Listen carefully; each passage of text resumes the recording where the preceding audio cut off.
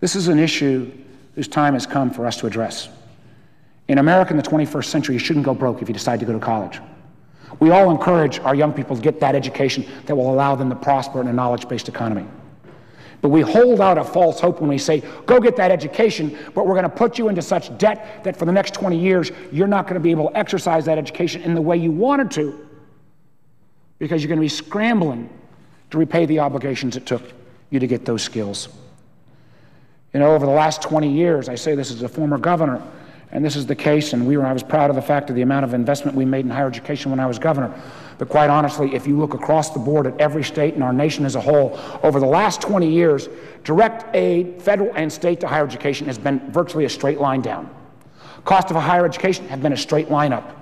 How have we filled that gap? We filled that gap with basically an unfair deal to a whole generation. We've said, don't worry about the cost, just take out more debt. And for a while, when the economy was good and you could get a job pretty much guaranteed coming out of college or graduate school, this didn't present a crisis.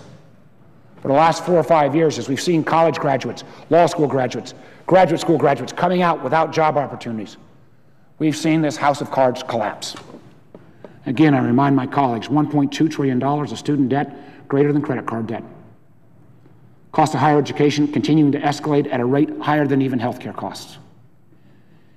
If those of us who are lucky enough to serve in this body, who all got our fair shot, if we're going to really honor our commitment to this next generation, and quite honestly, the parents who are also helping to pay off this next generation, we have to deal with this crushing issue of student debt.